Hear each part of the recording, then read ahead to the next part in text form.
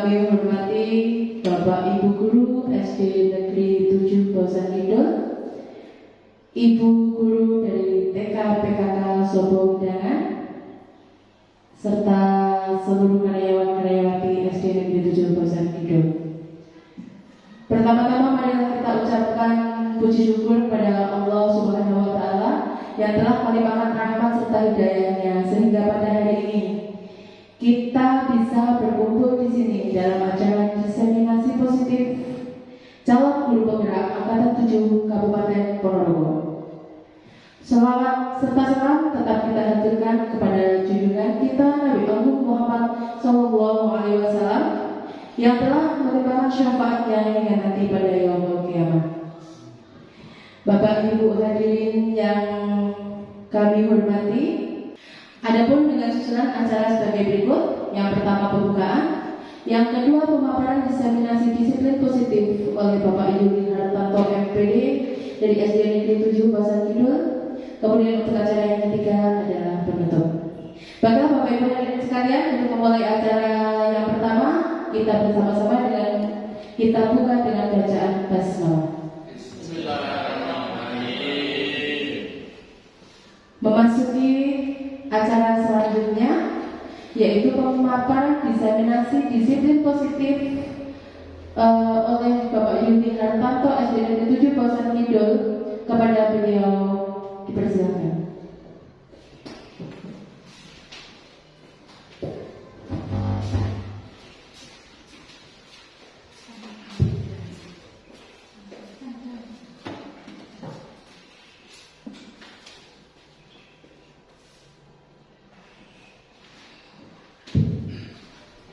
Bismillahirrahmanirrahim. Assalamualaikum warahmatullahi wabarakatuh.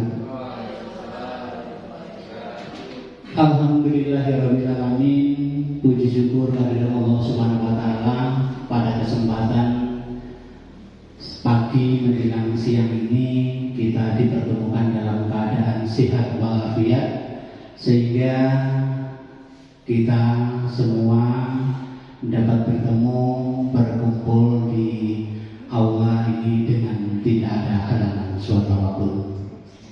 Yang saya hormati Bapak Kepala Sekolah SDN 7 Bosan Kidul, yang saya hormati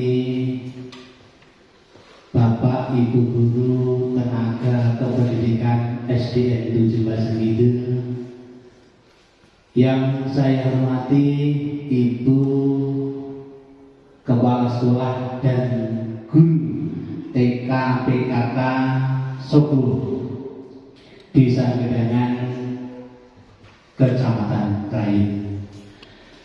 Sholawat serta salam semoga tetap dilimpahkan kepada junjungan kita Nabi besar Nabi Muhammad SAW. Semoga kita mendapat sahabatnya di yaumul kiamat nanti. Bapak Ibu Guru yang saya hormati, terima kasih yang tak terhingga pada Bapak Ibu Guru, sehingga pada kesempatan pagi menjelang siang ini bersedia hadir memenuhi undangan saya dalam rangka aksi nyata modul 1.4 diseminasi disiplin positif calon guru penggerak angkatan 7 Kabupaten Ponorogo. Semoga pertemuan kita pada kesempatan pagi hari ini mendapat ridho dari Allah Subhanahu wa Ta'ala, membawa manfaat kepada saya pribadi dan umumnya kepada Bapak Ibu semua. Sekali lagi perkenankan saya akan membuka slide. Perlu kesepakatan sebelum kita mulai diseminasi, perlu kesepakatan untuk kegiatan pada siang hari ini. Yang pertama adalah mengangkat tangan ketika mau bicara, kemudian tidak boleh memotong pembicaraan orang lain. Berikutnya menghormati perbedaan pendapat ketika mungkin dari Bapak Ibu ada yang berbeda pendapatnya, yang terakhir berpartisipasi aktif selama kegiatan diseminasi ini. Mungkin ada yang perlu ditambahkan? Cukup? Nah, materi yang akan kita bahas ada 7. Yang pertama adalah perubahan paradigma belajar, kemudian disiplin positif, motivasi perilaku manusia, yang keempat kebutuhan dasar, yang kelima posisi kontrol restitusi, nomor 6 keyakinan kelas, dan segitiga restitusi. Budaya itu apa? Budaya adalah suatu cara hidup yang berkembang, berdimiliki bersama oleh sekelompok orang, serta diwariskan dari generasi ke generasi. Budaya terbentuk dari unsur yang rumit, termasuk sistem agama, politik, adat istiadat, bahasa, pakaian, bangunan, karya seni.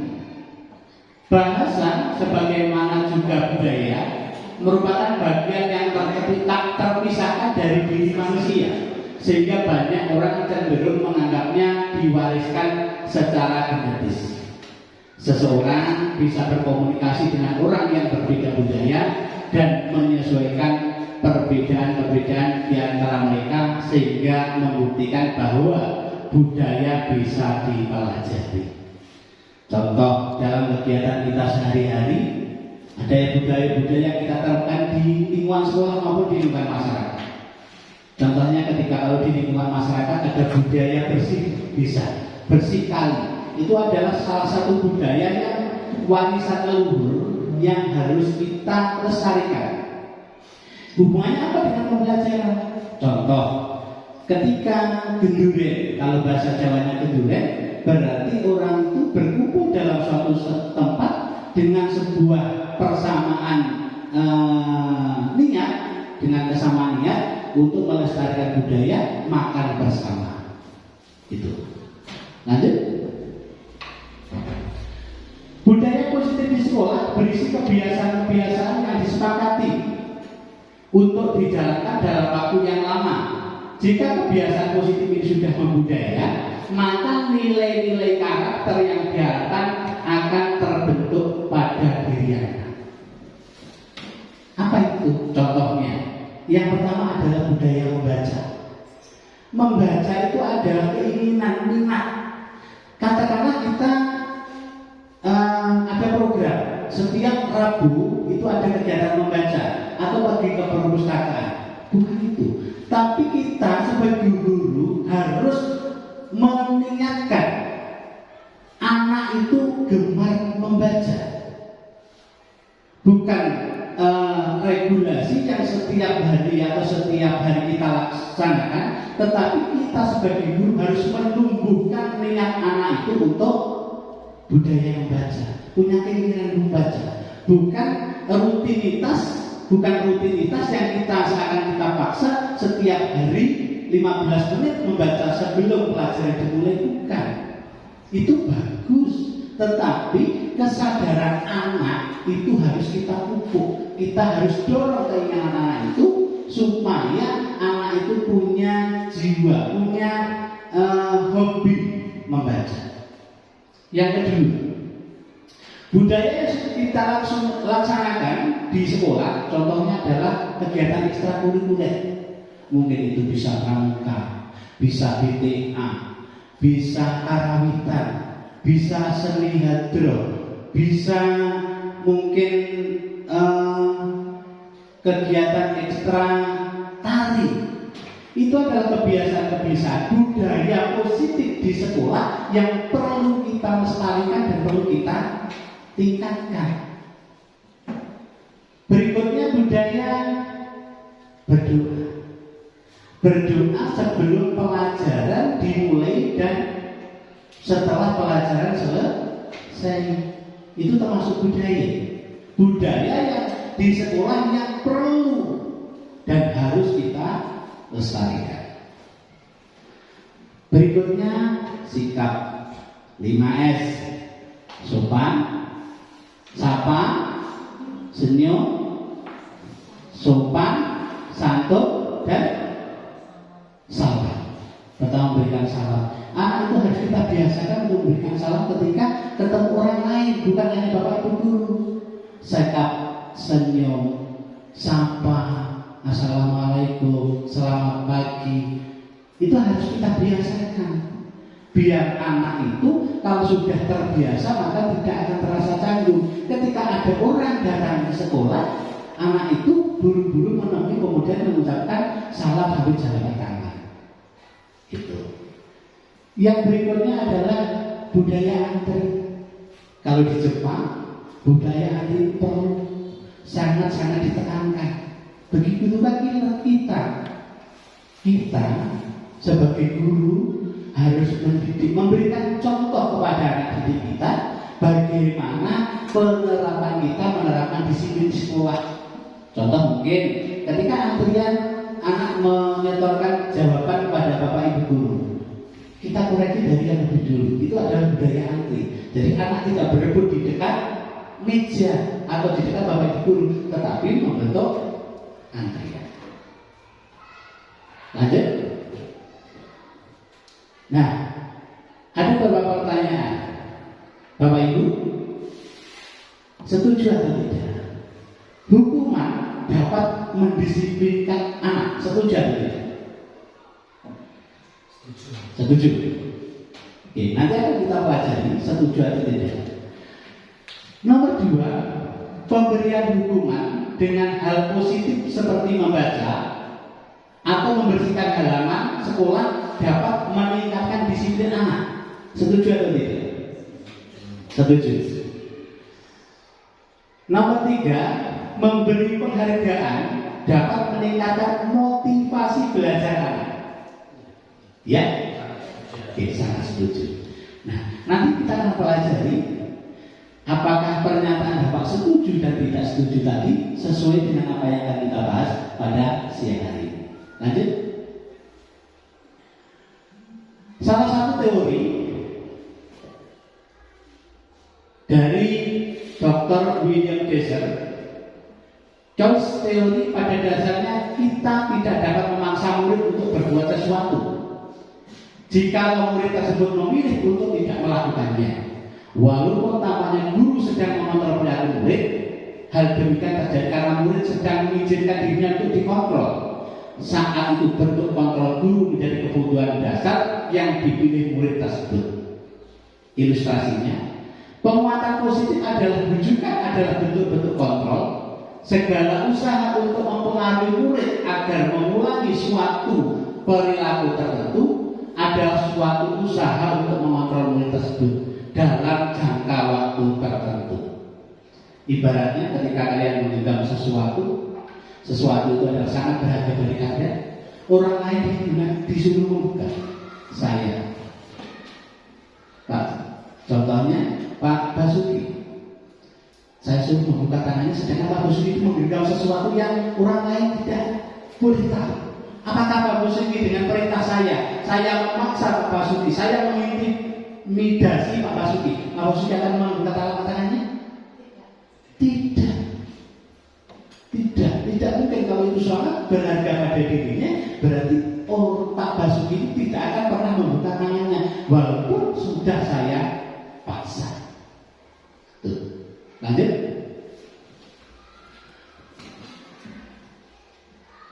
Ilustrasi kritik membuat orang bersalah dapat menguatkan karakter.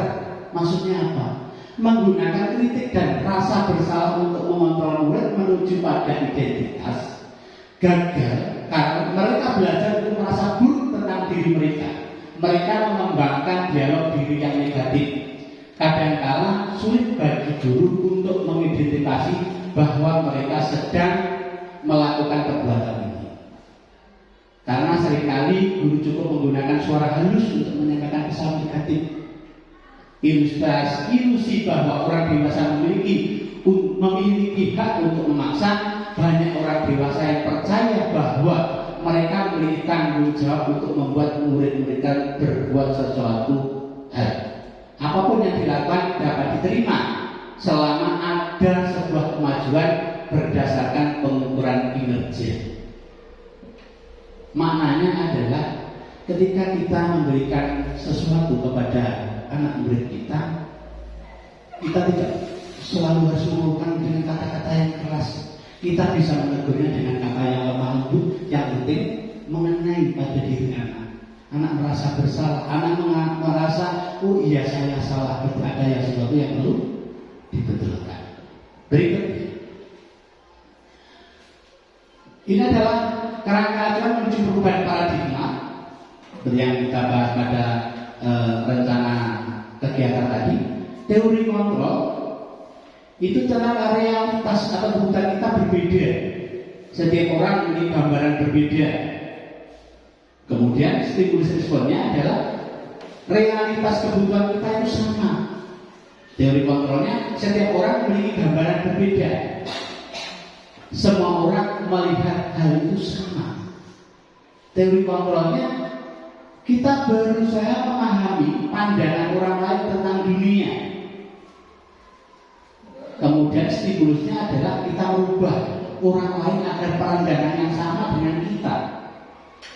Semua orang perilaku memiliki tujuan, tapi stimulusnya adalah perilaku buruk itu dianggap sebagai kesalahan. Kolaborasi, konsensus menciptakan pilihan-pilihan baru. Stimulusnya pemaksaan ada pada saat tunjukkan gagal. Model berpikir menang-menang. Stimulus responnya adalah model berpikir menang atau kalah. Berarti jiwa kesadaran itu yang perlu kita pupuk. Lanjut. Nah, makna kata disiplin. Disiplin itu apa tuh? Kebanyakan orang menghubungkan kata disiplin dengan tata tertib, teratur dan kepatuhan pada peraturan. Kata disiplin juga sering dihubungkan dengan hukuman. Padahal itu sungguh berbeda. Karena belajar tentang disiplin positif tidak harus dengan memberi hukuman. Justru itu adalah salah satu alternatif terakhir dan kalau perlu tidak digunakan sama sekali. Dalam budaya kita, makna kata disiplin dimaknai menjadi sesuatu yang dilakukan seseorang pada orang lain untuk mendapatkan kepatuhan. Kita memasang anak didik kita. Kita memasang diri untuk menuruti perintah kita. Contoh seperti itu. Bapak pendidikan kita, Ki Hajar Dewantara menyatakan bahwa di mana ada kemerdekaan, disitulah ada disiplin yang kuat.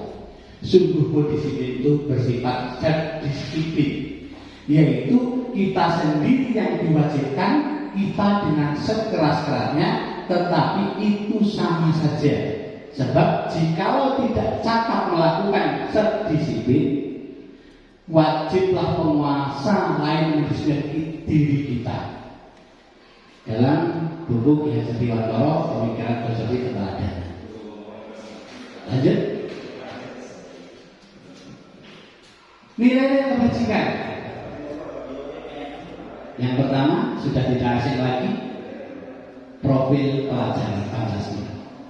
Pelajar Pancasila beriman dan bertakwa kepada Tuhan Yang Maha Esa dan berakhlak mulia, mandiri, bernalar kritis, berkebinaan global, bergotong royong dan kreatif. Ini adalah sedang gencar-gencarnya dalam pembelajaran menguatkan profil pelajar Pancasila. Kemudian ada teori Ibu Primeria. Sikap murid itu toleransi, rasa hormat, integritas, mandiri, menghargai, antusias, empati, keingintahuan, kreativitas, kerjasama, percaya diri dan komitmen. Lanjut. Nilai-nilai kebajikan 9 pilar karakter: cinta Tuhan dan segenap ciptaannya, kemandirian dan tanggung jawab, dermawan, suka menolong, gotong royong, kepemimpinan dan keadilan, baik dan rendah hati, toleransi, damai. Kemudian petunjuk sumber itu dalam keterampilan hidup itu apa? Toleran dalam peduli, penalaran, kerjasama, keingintahuan, dan usaha. Keterampilan hidupnya dapat dipercaya, lurus hati, pendengar yang aktif, tidak merendahkan orang lain, dan memberikan yang terbaik untuk diri sendiri. Terima kasih. Lanjut. Nah, nilai kebajikan, individual proyek nilai kebajikan itu apa? Sekian banyaknya yang diterapkan. Kita sudah melakukan itu. Sudah. Hanya kadang kata-kata mungkin itu tidak semuanya kita tahu. Apakah kita sudah peduli, kebersihan, belas kasihan, percaya diri, kemudian keberanian, kesantunan. Itulah hal-hal yang harus kita terapkan kepada anak didik kita. Kita sebagai guru memberikan contoh karena sebagai tauladan yang baik kepada anak didik kita. Rasa hormat itu tanggung jawab, pengabdian, bijaksana, bersyukur, toleransi, percaya, ketegasan, pengertian. Itu adalah hal-hal yang kita tanamkan untuk anak didik kita. Berikutnya. Nah, standar pendidikan nasional dalam rangka menciptakan lingkungan yang positif, maka setiap warga sekolah dan pemangku kepentingan perlu saling mendukung, menghayati dan menerapkan nilai-nilai kebajikan yang telah disepakati bersama. Untuk menerapkan tujuan mulia tersebut, maka seorang pemimpin pembelajaran perlu berjiwa kepemimpinan sehingga dapat mengembangkan sekolah dengan baik agar terwujud suatu budaya sekolah yang positif. Ini adalah tujuan pendidikan nasional. Tujuan mulia dari penerapan disiplin positif adalah agar terbentuk murid-murid yang berkarakter. Berkarakter itu apa? Sama rasa hormat, kemudian mandiri, sama profil Pancasila tadi juga berkarakter. Jujur, peduli, tanggung jawab, dan merupakan pembelajar sepanjang hayat sesuai dengan standar kompetensi lulusan yang diharapkan. Lanjut. Nah, sebelum ke 3 motivasi dasar manusia, kita lihat sejenak untuk ice breaking. Mungkin dari teman-teman, ibu-ibu biasanya untuk memberikan ice breaking sebelum diseminasi ini saya lanjutkan. Oke, kita akan mengenai keuangan, kan? Oke, Mbak Nita untuk memberikan ice breaking. Terima kasih, Bu Nita. Terima kasih sebelumnya. Karena hari ini sudah siang ya, mungkin Bapak Ibu juga jenuh. Ayo silakan semuanya berdiri. Ayo semuanya berdiri. Kita ice breaking atau ice breaking sejenak ya. Untuk ice breaking hari ini hanya sederhana, hanya menggunakan 4 kata ya. Ada 4 kata. Ada kata panjang, ada kata pendek, ada kata besar, dan ada kata kecil. Mungkin ini Bapak Ibu juga sudah pernah melakukan. Jadi ada kata panjang, pendek, besar, kecil. Ketika panjang itu jari tangan terkatup di depan ya, ini panjang. Kemudian ketika pendek berarti kita harus melebarkan tangan kita ya. Kemudian setelah itu besar itu bukan segini, tapi besar berarti besar membentuk lingkaran kecil, ini besar. Kemudian ketika saya berkata kecil berarti kedua tangannya harus dibentangkan ya. Kedua tangan harus dibentangkan menyerupai lingkaran yang besar. Bisa kita mulai Bapak-bapak, Ibu-ibu semuanya? Bisa. Baik, untuk silakan mengambil jarak ya. Mengambil jarak. Kita belum pakai musik dulu, berarti panjang, panjang, panjang. Oke, bagus, sudah bisa ya. Pendek, panjang, besar. Ayo, pendek, panjang, besar. Besar itu nanti bagaimana? Besar itu gini ya. Oke, nggak apa-apa, kita lucu-lucuan saja ya. Konsentrasi ya Bapak Ibu ya. Oke, untuk melatih konsentrasi sekali lagi. Panjang, panjang, pendek. Nah, pintar, hebat. Besar, kecil, pendek. Ayo, besar, kecil, pendek. Nah, oke, sekali lagi. Pendek, kecil, pendek, kecil. Oke, apa itu namanya? Apa? Oke, sekali lagi sebelum kita lanjutkan ke materi ya, semuanya konsentrasi, fokus ya. Fokus, ketika sekali lagi. Panjang, panjang, besar. Oke, pintar, semuanya hebat. Besar, kecil, pendek. Oke, masih ada yang belum konsentrasi? Kalau ada yang belum konsentrasi, berarti itu tandanya Bapak Ibu belum fokus ya. Nanti kalau semuanya sudah fokus, baru kita akhiri ice breaking ini ya. Oke, sekali lagi. Pendek, besar, panjang. Oke, fokus. Panjang, pendek, kecil. Oke, sekali lagi. Pendek, besar. Pendek, besar. Panjang, besar, pendek, kecil. Pendek, besar. Oke.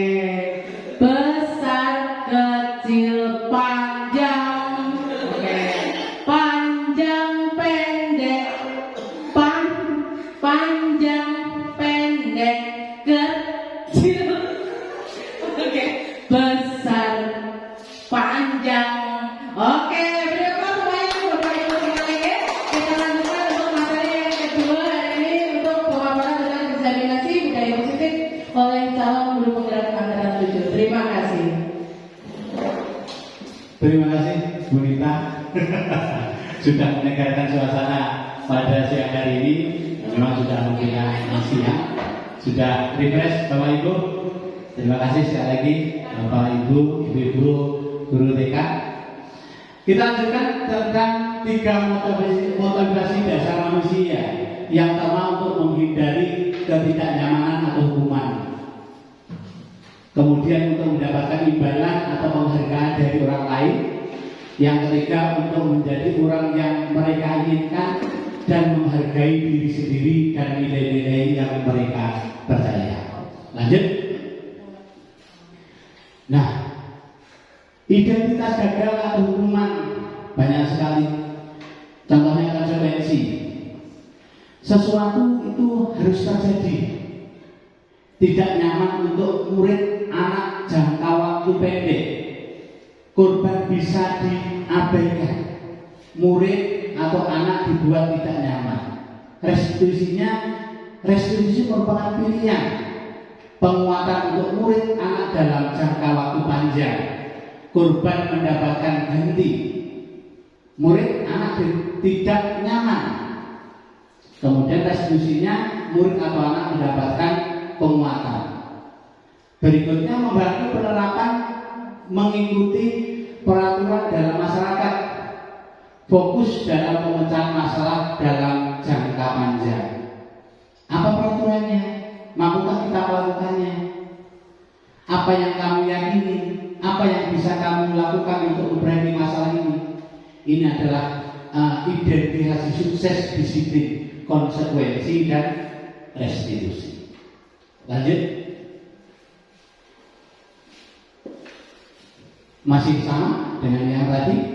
Konsekuensinya murid anak belajar taat peraturan, mencoba mengontrol anak dengan penguatan positif, kehilangan hak waktu jeda seorang diri, kemudian sudah diketahui masuk akal dibuat oleh guru dan murid, membantu guru menyatakan peraturan, melakukan peringatan dan penerapan konsekuensi. Murid anak belajar, ini restitusinya, memecah masalah. Anak paham bahwa dirinya sendiri yang pegang kendali kontrol. Murid atau anak tidak kehilangan waktu, namun semangat untuk memperbaiki diri, berupa undangan untuk menyatakan restitusi dibuat oleh murid atau anak, menguatkan guru, menyebutkan keyakinan kelas, membimbing kerangka acuan berpikir restitusi murid atau anak. Saya kira sudah jelas. Lanjut. Nah, dihukum oleh penghargaan pendapat dari Al-Fiqon saat kita berulang kali menjanjikan hadiah kepada anak-anak agar berperilaku bertanggung jawab, atau kepada seorang murid agar mempelajari sesuatu yang baru, atau kepada seorang karyawan agar melakukan pekerjaan yang berkualitas, kita sedang berasumsi mereka tidak dapat melakukannya atau mereka tidak akan memilih untuk melakukannya. Maksudnya ketika kita memberikan iming-iming kepada anak didik kita, besok setiap hari yang hadir lebih dulu mendapatkan hadiah coklat. Besok yang paling tertib di kelas akan mendapatkan nilai yang bagus. Itu bukan contoh yang baik. Bentuk penghargaan semacam itu adalah tidak baik. Kenapa? Kenapa tidak baik? Nah, itu akan kita pelajari di slide berikutnya. Lanjut. Penghargaan efektif kita menginginkan seseorang melakukan sesuatu yang kita inginkan dalam jangka waktu pendek. Jika kita menggunakan penghargaan lagi dan lagi, maka orang tersebut akan bergantung pada penghargaan yang diberikan serta kehilangan motivasi dari dalam. Jika kita mendapatkan penghargaan untuk melakukan sesuatu yang baik, maka selain kita senantiasa berharap mendapatkan penghargaan tersebut, kita pun menjadi tidak menyadari tindakan baik yang kita lakukan. Bapak Ibu, sudah jelas bukan? Apa masalahnya? Ketika anak itu kita berikan penghargaan dengan terus-menerus, dengan iming-iming sebuah hadiah, maka itu adalah jiwa anak itu melakukan sesuatu karena ingin mendapatkan hadiah, tidak karena keinginan anak itu timbul dari hatinya. Ketika anak mungkin datang lebih pagi, kita ingin sebuah hadiah, itu akan menumbuhkan keinginan anak itu datang lebih pagi karena ingin mendapatkan hadiah, mendapatkan pujian dari penghargaan dari Bapak Ibu guru.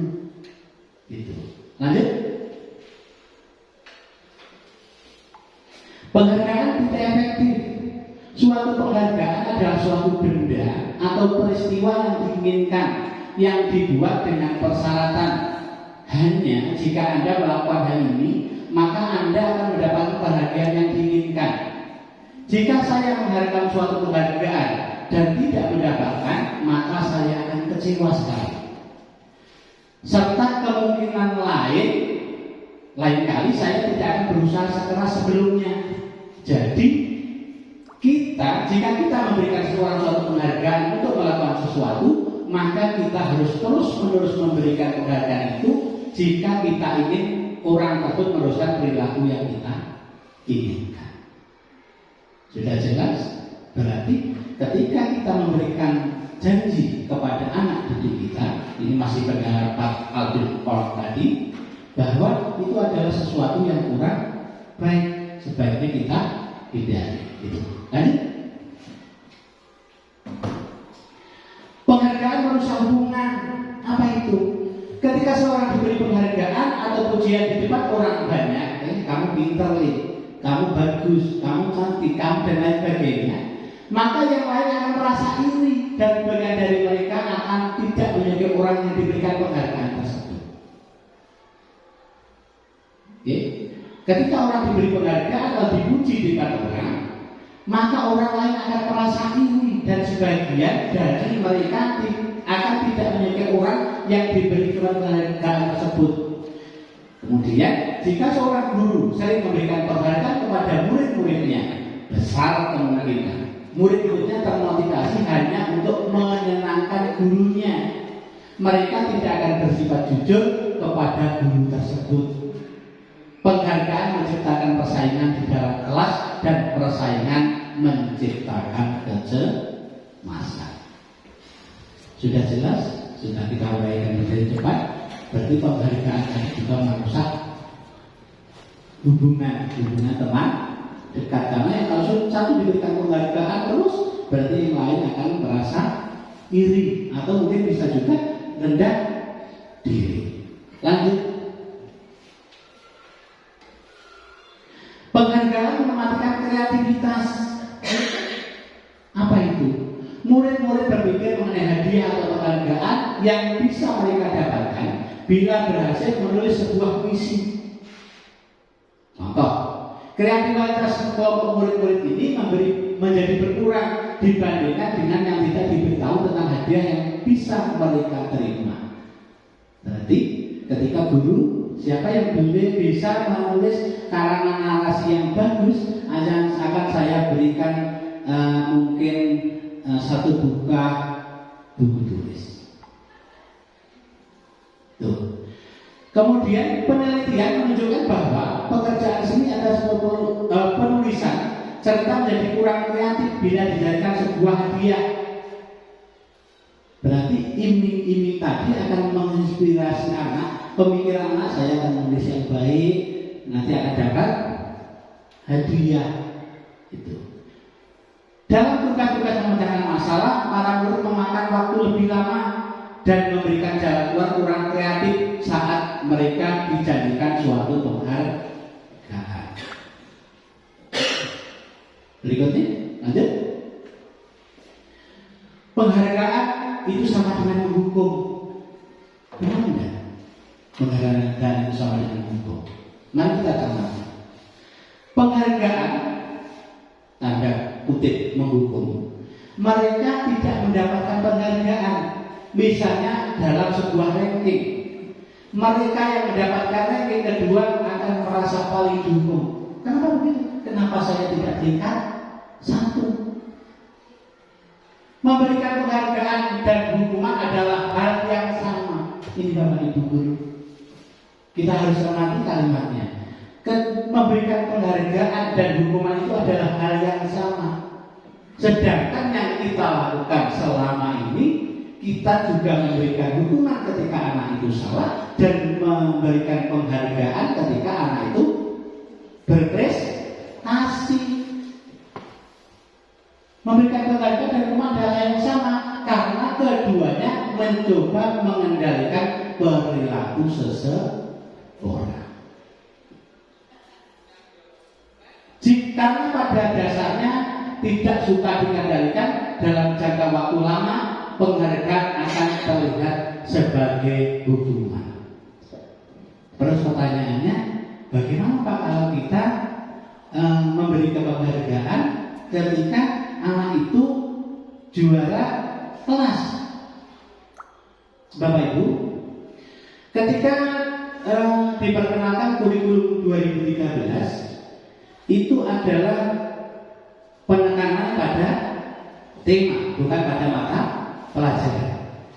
Bagaimana Bapak Ibu menghitungnya ketika itu ada penekanan tema? Kadang tema anak ini lebih menonjol, anak yang lain tema ini menonjol. Kemampuan anak itu kan berbeda-beda. Bagaimana Bapak mengukurnya?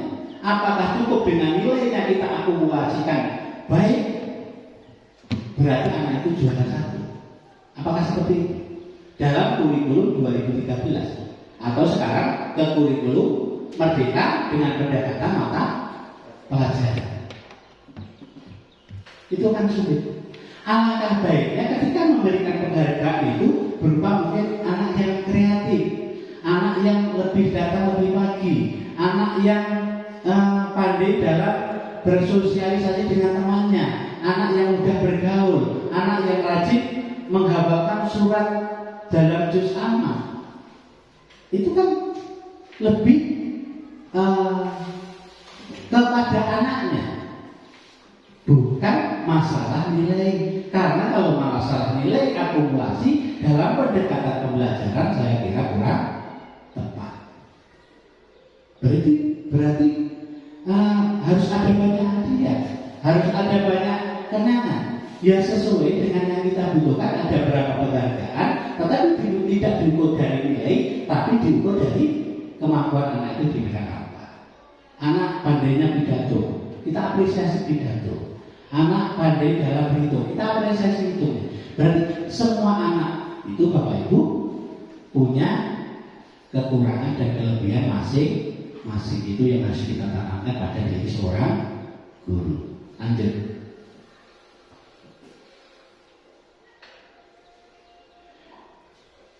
Motivasi dalam diri intrinsik.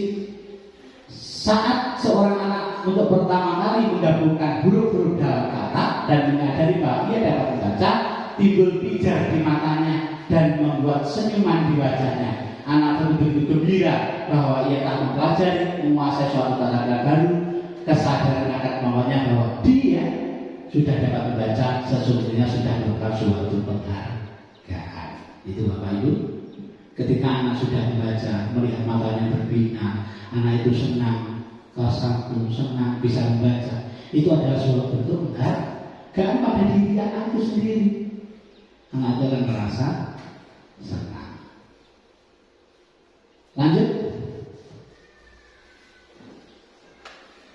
Nah, kita ke tema berikutnya, 5 kebutuhan dasar manusia. Yang pertama adalah kasih sayang dan rasa diterima, kemudian bertahan hidup, kebebasan atau freedom, kesenangan dan penguasaan atau power. Ini yang kita tema berikutnya. Lanjut. Dunia berkualitas itu maksudnya apa? Dunia berkualitas Anda adalah tempat khusus dalam pikiran Anda. Tempat Anda menyimpan gambaran representasi dari semua yang Anda inginkan. Bisa berisi orang-orang, hal-hal yang apa saja yang terbaik dalam hidup Anda dan membuat Anda merasa bahagia dan terpenuhi kebutuhan dasar Anda. Dr. William Glasser menyebutkan bahwa semacam album foto sehingga isinya tidak akan terlalu banyak, hanya akan terdiri dari beberapa hal saja yang sangat signifikan dan benar-benar terbaik dalam hidup Anda yang Anda menjadi lebih bermakna. Lanjut. Nah, sekarang restitusi. Restitusi apa? Restitusi adalah sebuah pendekatan untuk menciptakan disiplin positif. Sebagai seorang guru, ketika murid Anda melakukan kesalahan, tindakan mana yang akan Anda lakukan? Menunjukkan kesalahannya, mengatakan kamu seharusnya tahu bagaimana kamu harusnya bertindak, mengingatkan murid akan ada kesalahannya sama di waktu sebelumnya, bertanya kepadanya kenapa kamu melakukan sesuatu yang harusnya tidak kamu lakukan, mengkritik atau mendiamkannya. Mana pilihannya?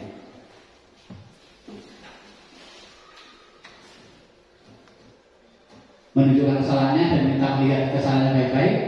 Kemudian mungkin Bapak Ibu mengatakan kamu seharusnya tahu bagaimana kamu bertindak, bahwa itu benar atau salah. Mana? Pilihannya untuk Bapak Ibu berbeda-beda. Tergantung kebiasaan Bapak Ibu menekankan bahwa anak itu salah, mendisiplinkannya bagaimana. Gitu kan? Oke. Kita lanjut. Nah, restitusi sebuah cara menanamkan disiplin positif pada murid. Restitusi adalah proses menciptakan kondisi bagi murid untuk memperbaiki kesalahan mereka sehingga mereka bisa kembali pada kelompok mereka dengan karakter yang lebih kuat. Caranya, restitusi bukan untuk menebus kesalahan, namun untuk belajar dari kesalahan. Restitusi memperbaiki hubungan. Restitusi adalah tawaran bukan paksaan. Restitusi menuntut untuk melihat ke dalam diri.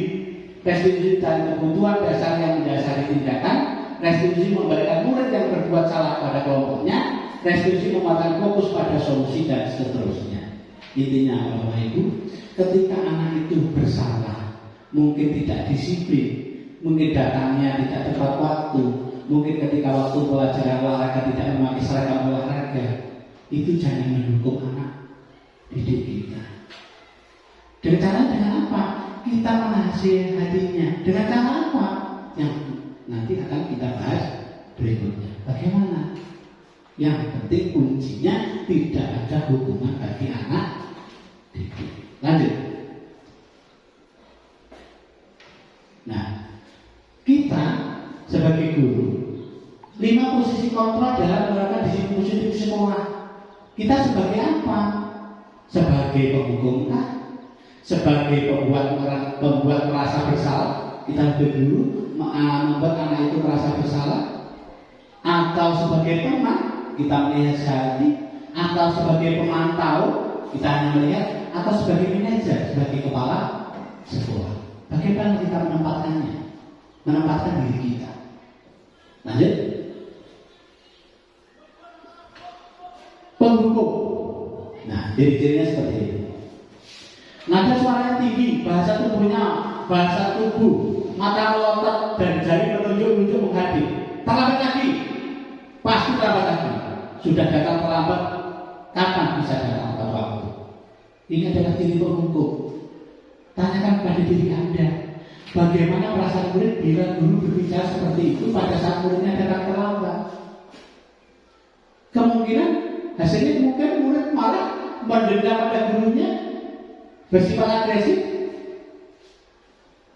Bisa jadi saat sudah kembali duduk, murid itu akan mencoret bukunya atau mejanya dengan perlakuan yang lain. Itu adalah diri penghukum. Tentunya Bapak Ibu guru tidak akan menerapkan hal ini. Berikutnya, pembuat rasa bersalah. Nada suaranya memelas, halus, sedih, bahasa tubuhnya merapat pada anak. Adik, kamu ini bagaimana ya? Kamu sudah berjanji dengan ibu tidak akan terlambat lagi. Kamu kenapa ya senang sekali mengecewakan ibu? Ibu kecewa sekali pada kamu. Itu adalah guru memposisikan diri sebagai pembuat rasa bersalah. Bagaimana perasaan murid bila ditulis semacam ini? Murid akan merasa bersalah telah mengerjakan ibu dan bapak gurunya. Murid akan merasa menjadi orang yang gagal dan tidak sanggup membagikan orang lain. Kadang-kala sikap seperti ini lebih berbahaya dari sikap penghukum, karena emosi akan tertanam rapat di dalam murid menahan perasaan. Tidak seperti murid dengan guru hukum, di mata murid bisa menumpahkan amarahnya walaupun dengan cara negatif. Ini kalau membuat rasa bersalah. Murid tertekan seperti inilah yang tiba-tiba bisa meletus amarahnya dan bisa menyakiti diri sendiri atau orang lain. Lanjut.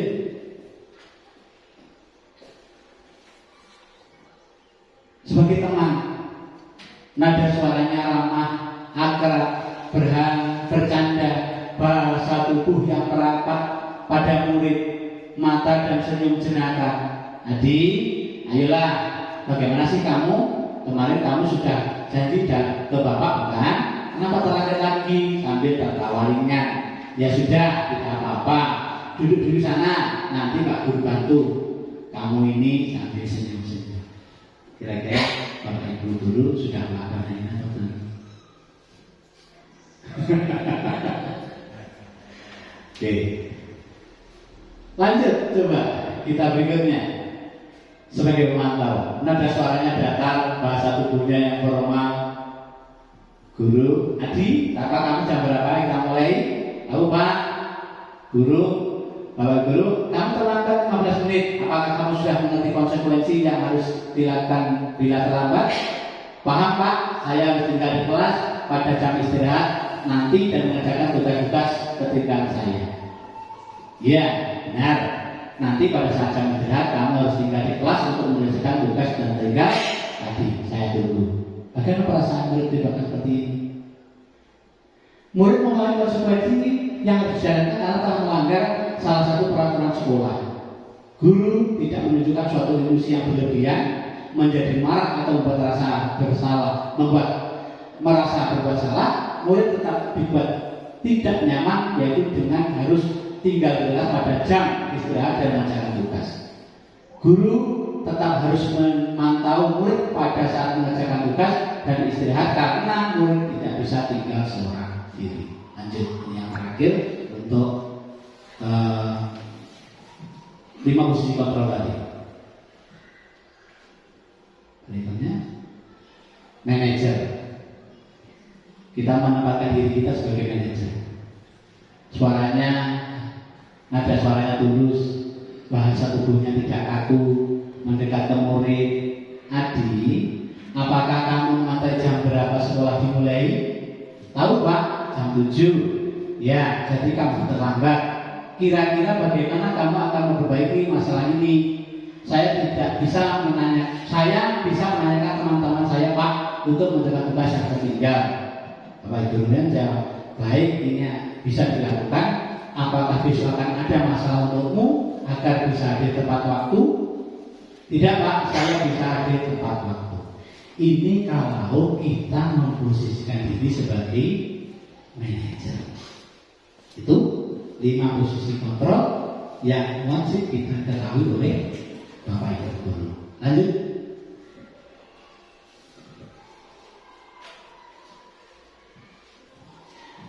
Mengapa harus keyakinan kelas? Apa itu keyakinan kelas? Apa keyakinan kelas itu? Keyakinan kelas itu adalah kesepakatan di kelas. Apa? Contohnya mengerjakan tugas tepat waktu. Kesepakatan dengan siapa? Antara guru dengan murid.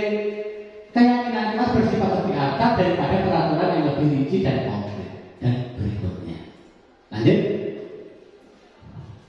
Nah, ini contoh peraturan kelas dari keyakinan kelas. Peraturan kelasnya dilarang mengganggu orang lain.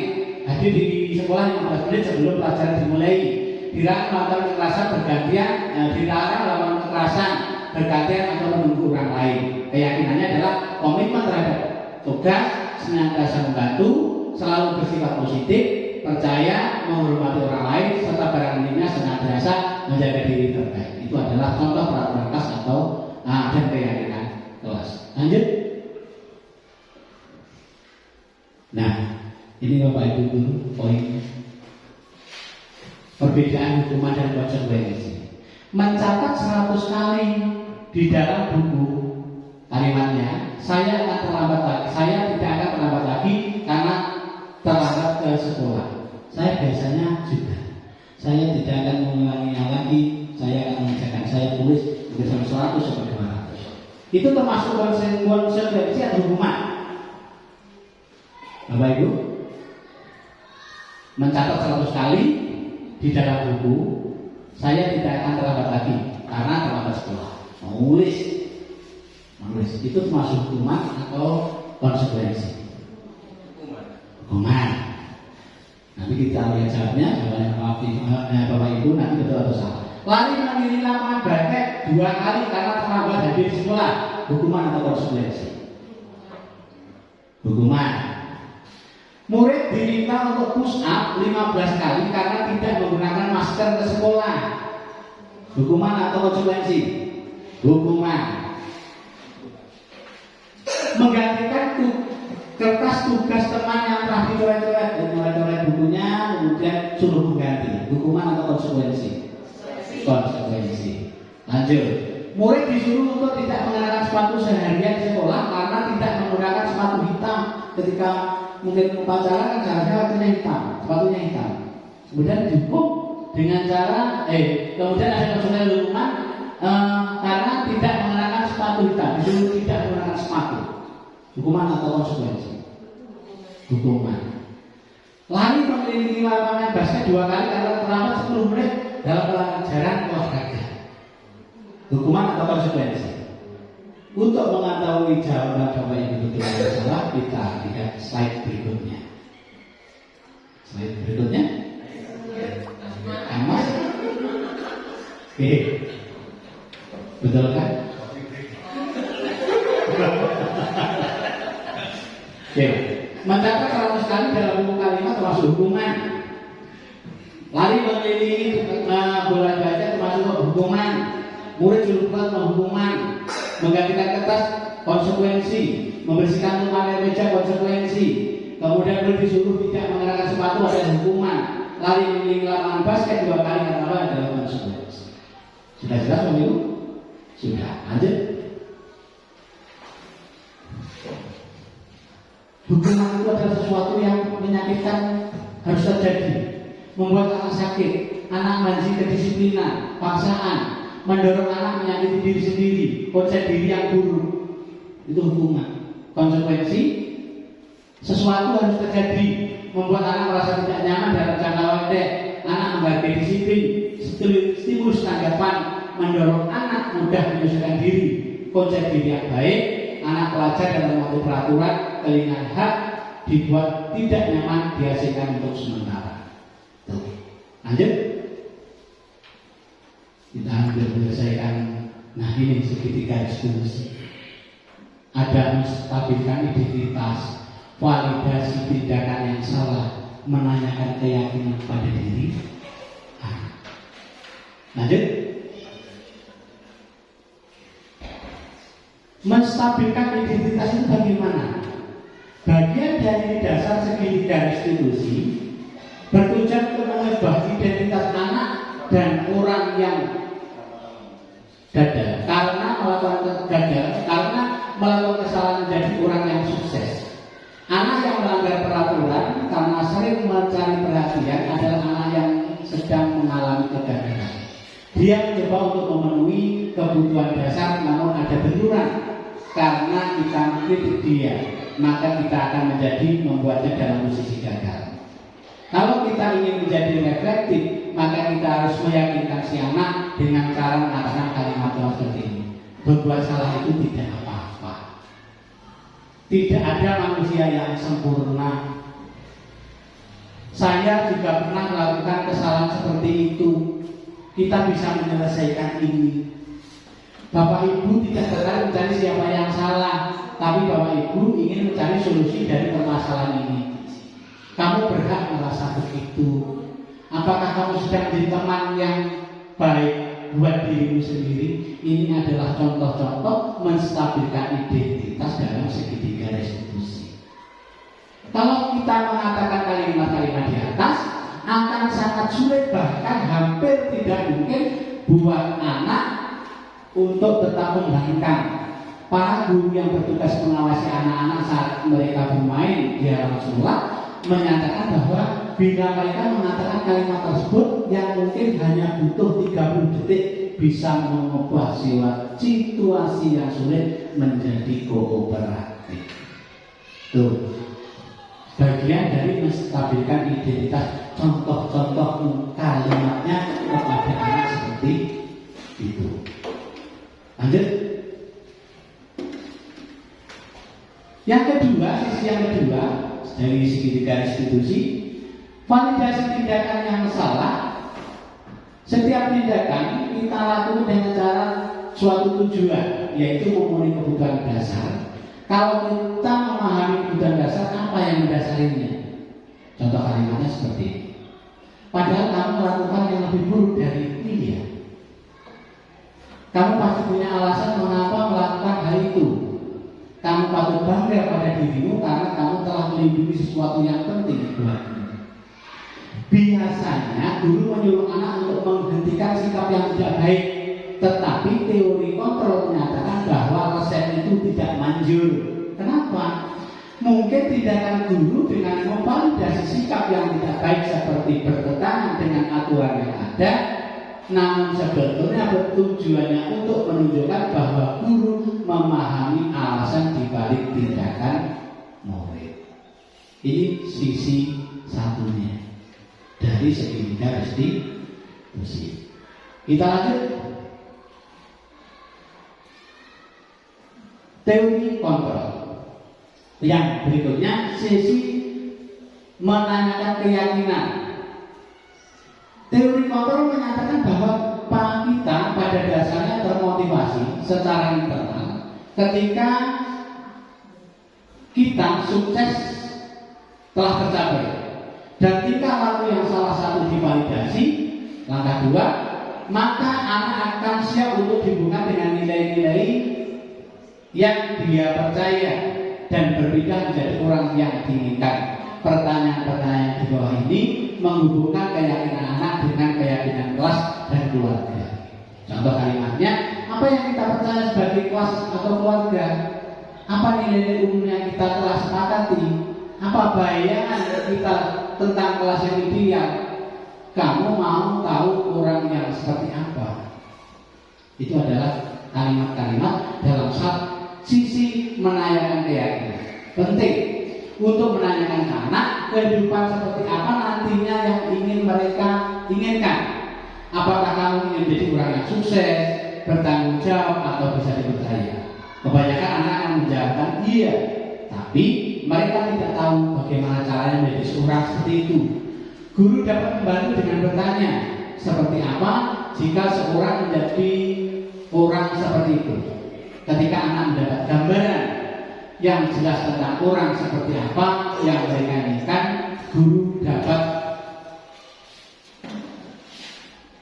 membiasakan anak-anak tetap fokus pada gambaran tersebut. Ini adalah segitiga restitusi. Ketika kita menasihati anak, jangan menggunakan kata-kata yang tidak tepat.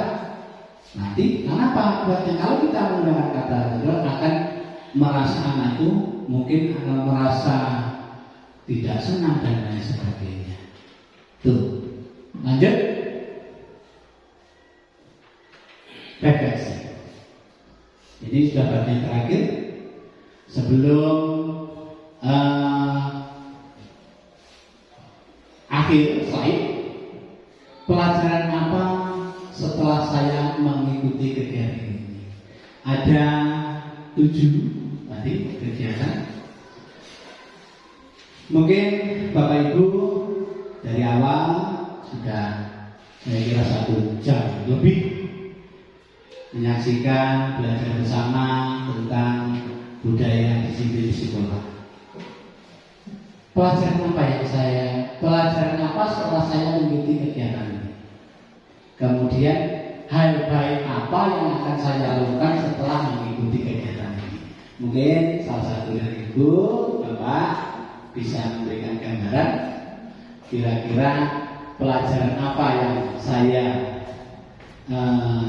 mengikuti kegiatan ini, kemudian hal baik apa yang akan saya lakukan. Monggo, mungkin salah satu bisa mewakili.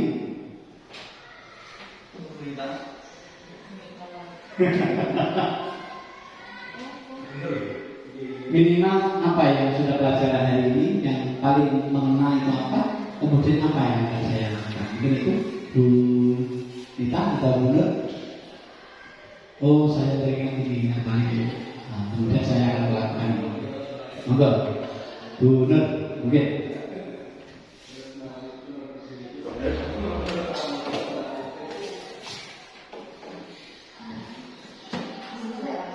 Oke, ya.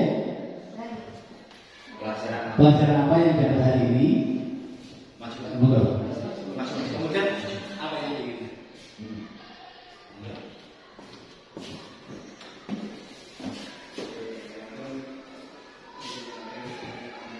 Terima kasih waktunya untuk disampaikan saya.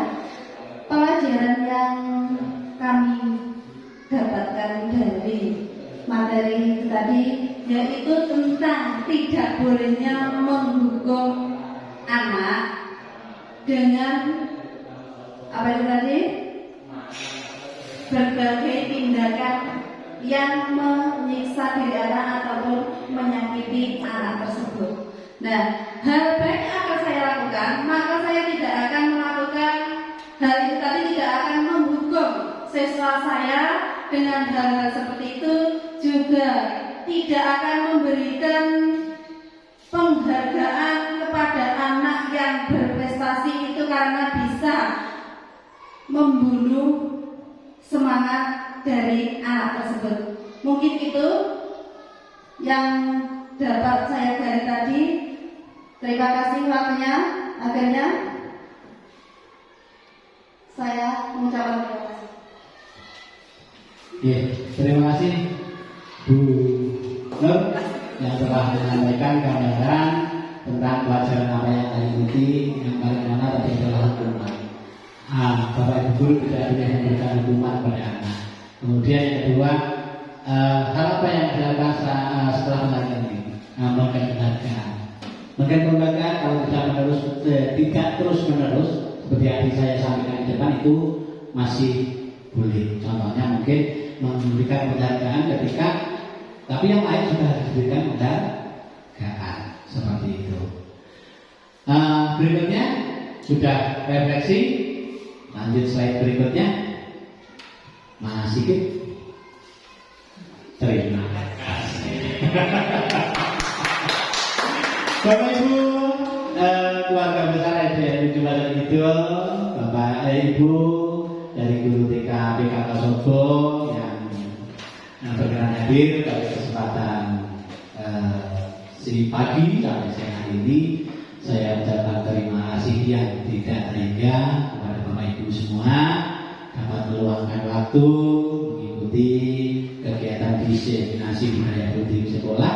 Semoga dengan apa yang saya sampaikan tadi, Bapak Ibu ambil manfaatnya.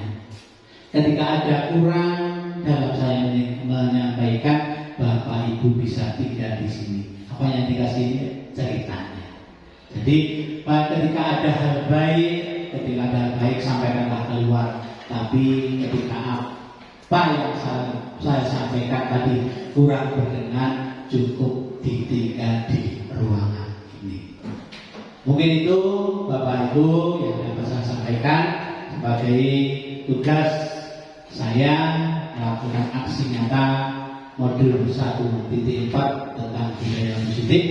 Sebelum saya akhiri, mungkin satu atau dua Bapak Ibu saya buka pertanyaan, mungkin ada yang kurang jelas dan sebagainya. Senyaman saya bisa menjawab, tapi kalau saya tidak bisa menjawab, akan saya berikan lain waktu. Mungkin ada?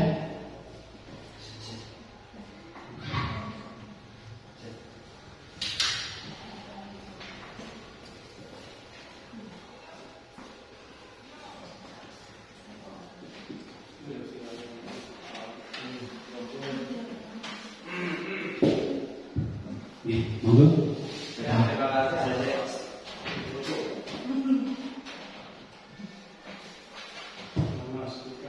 Ya, terima kasih atas waktu yang diberikan kepada kami. Ada beberapa yang menjaga di benak kami sehingga kami mengeluarkan sebuah pertanyaan terkait dengan resimasi pada hari ini. Itu bagaimana menerapkan sertifikat restitusi kepada anak ketika anak tidak seragam lengkap pada waktu sekolah, terutama pada hari Senin yang dilaksanakan pada waktu.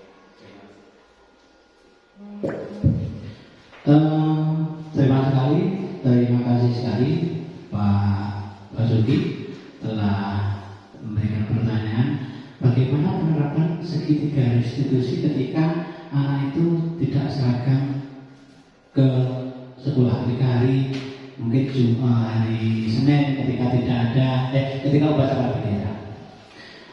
Seperti yang saya sampaikan di slide Pak Basuki teman-teman yang lain, ketika anak itu kita panggil, kita dekati, tidak usah dipanggil, kita dekati. Kemudian kalimat-kalimat yang saya sampaikan seperti tadi, tidak mengenai jualan. Contohnya yang salah Pak Sigit, kan hari ini tahu kan hari apa? Kan seharusnya apa ya Pak Sigit, anak Sigit ya, karya kamu lakukan. Iya Pak, saya seharusnya seragam, ketika upacara. Nah, untuk menstabilkan itu segitiga restitusi tadi sudah dicontohkan seperti itu. Jangan menghukum anak dengan kata-kata yang kasar, kata-kata yang tegas dan sebagainya. Kita bisa menempatkan sebagai manajer atau pemantau. Itu sudah cukup. Oke, terima kasih. Mungkin ada satu lagi. Siapa? Atau cukup? Cukup? Oke. Mungkin itu Bapak Ibu yang dapat saya sampaikan. Sekali lagi untuk mencukupi tugas aksi nyata pada kegiatan modul 1 di 4. Apabila dalam saya menyampaikan ada kesalahan atau hal-hal perkataan yang tidak berkenan di hati Bapak Ibu, saya mohon maaf yang sebesar-besarnya. Semoga kita diberikan kesehatan, kita berikan mudah dalam menjalankan aktivitas sehari-hari, tentunya supaya kita hari ini lebih baik dari hari kemarin. Terima kasih. Ada kurang lebihnya, saya mohon maaf. Bila taufiq wal hidayah wa hidayah. Wassalamualaikum warahmatullahi wabarakatuh. Waalaikumsalam. Waktu saya kembalikan kepada Ibu Pembawa acara.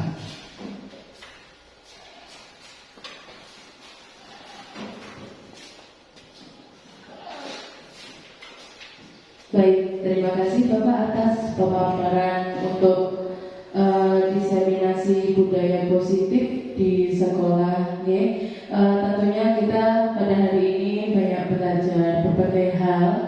Ternyata apa yang kita terapkan selama ini di sekolah salah. Ya, banyak yang salah, terutama ketika kita memberi penghargaan ataupun memberi hukuman kepada siswa. Dan ternyata kedua itu sangat tidak jauh berbeda sekali. Nah, kemudian untuk hari ini banyak sekali hal yang kita dapatkan, bagaimana kita bisa memperbaiki diri untuk menjadi seorang pendidik yang baik, yang bisa menyenangkan siswa tentunya, tapi bukan dalam arti untuk memanjakannya. Ya, baik, untuk hari ini Bapak Ibu hadirin sekalian, mudah-mudahan acara pada hari ini bisa membawa budaya positif buat diri kita sendiri, kemudian kita juga bisa mendapatkan nilai-nilai positif untuk anak didik kita, terutama untuk pembelajaran bagi diri kita sendiri. Untuk hari ini kita tutup acara pada siang hari ini dengan bacaan hamdalah. Saya sebagai pembawa acara mengakhiri akhir kata. Assalamualaikum